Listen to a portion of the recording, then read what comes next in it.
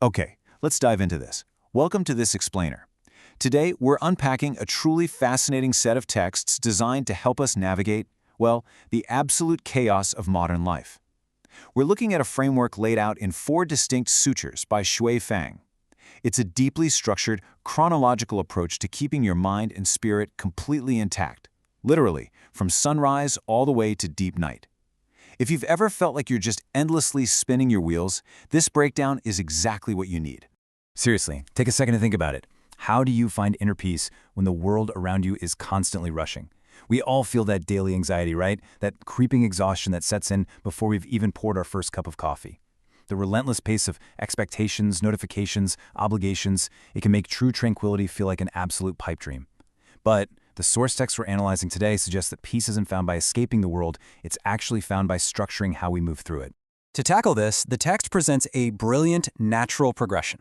In this explainer, we're going to follow a chronological day-in-the-life arc that breaks our waking and sleeping hours into a 4-part cyclical framework. We've got morning, noon, evening, and night. Each phase of the day has its own specific energy, its own unique challenges, and its own dedicated sutra to help us align our actions. By following this natural rhythm, the text argues we can transform from feeling weary and battered by the world to walking through it with complete clarity. We begin our journey at dawn. Part 1, Morning. Setting pure intentions. The morning is absolutely critical. According to the text, this is the time to actively align your mind and spirit with the Tao, or the natural course of the universe, way before the demands of the day start pulling at you. The Morning Sutra lays out a very specific set of practices, and what really stands out here is that it's not about plotting for glory, massive wealth, or overnight success. Not at all. It's all about steady, humble habits. It emphasizes diligent action every single day. The text actually notes that just as water naturally flows to form a stream, daily diligence grows trees into a forest. It warns against arrogance and impatience. Interestingly, it places a massive priority on reading to clarify your principles, stating that if your principles are clear, well, success follows naturally. And finally, it highlights the immense value of true friends, confidants who can pull you back when the confusion of fame and fortune tries to pull you off your path. And this brilliantly illustrates the ultimate goal of your morning routine.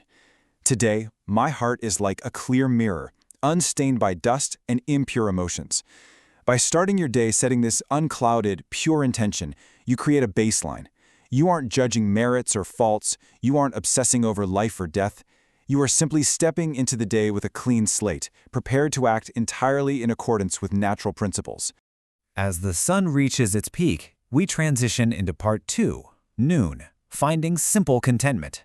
The energy shifts here. Morning was for intention, noon is for action. This is the time of honest, sweaty labor, where we face the blazing sun and the hard realities of the physical world. Now, what's really interesting about this is the stark contrast the Noon Sutra draws between how the rest of the world operates and how the cultivated practitioner operates. On one side, you have these frantic, exhausting worldly pursuits, people rushing around, creating storms and waves, flaunting power and seeking out high-profile guests and rich delicacies. But on the other side, the text advocates for an incredibly grounded alternative, finding profound joy in simple meals, enjoying fragrant tea with your neighbors, and diligently tending to your own patch of land. It's a really powerful reminder that you don't need to command the wind and rain to be happy. Finding peace at home is the true success. Right in the middle of this midday labor, the text prompts a vital check-in. Half the day has passed, I ask my heart, have I harmed heaven, earth, or man? It's such a practical mindfulness tool, isn't it? You pause your work, you look at this question, and you really assess your actions. If the answer is no, you are revitalized and ready to continue your journey through the rest of the day. But of course, the workday eventually ends, bringing us to part 3, evening, releasing worldly distractions. The sun goes down and a completely different kind of challenge emerges. The text adopts a deeply empathetic tone here, acknowledging just how physically and mentally exhausted modern life makes us. Just look at how sharply the source material identifies our modern reality. In the evening, one should relax the body and mind, but the TV and phone keep ringing non-stop. I mean, it is astonishingly accurate. We know we should be resting, yet we are constantly tethered to technology, allowing the noise of the outside world to pierce right into our living rooms and our minds. The Evening Sutra goes on to list these worldly disturbances that basically scratch at the heart. It mentions the lure of nightlife, karaoke bars and dance halls, but also the mundane interruptions of constant phone calls. The tragic result is that we become so incredibly distracted that our family bonds are completely neglected. The text profoundly notes that while we might sit under the exact same roof, family members become strangers, their hearts unknown to each other. We are left totally weary and time simply slips away in a blur of ambiguity. So, the crucial point is this realization. When we ask why life is so full of suffering and weariness, the text points to the teachings of the Buddha. The root of all sufferings lies within the heart. It's not actually the phone, or the neighbor, or the job that is the ultimate source of our exhaustion. It is our own confused, impure heart, tangled up in the six senses and misplaced priorities. To find true rest in the evening, we literally must relinquish attachment and embrace tranquility from within. Which brings us into the quiet stillness of Part 4, Night, Deep Cosmic Reflection. The birds are silent, the stars are out, and the text asks us to zoom way, way out. We leave the mundane worries of the day entirely behind and connect with the macro universe. The Night Sutra gets deeply metaphysical here. It reminds us that the universe is not random at all. Countless stars follow exact orbits. The five elements generate and overcome each other in a perfect, endless dance. And, bringing it back down to the personal level, the text asserts that our own joy, sorrow, and misfortune are directly tied to our actions. Collapsing walls or illnesses aren't just bad luck, they are the direct result of our own wrongdoings and deviations from the natural order. The vast world is completely fair, and we reap exactly what we sow. Let's move to and see how this builds into the ultimate goal of the entire framework. Our fate, according to the text, depends entirely on our spiritual nature, and this nature evolves through distinct steps. First, the basic material nature, then animal nature, moving up to human nature, and finally, the ultimate goal, Buddha nature. Elevating your spiritual nature through this hierarchy is the entire purpose of this daily cultivation.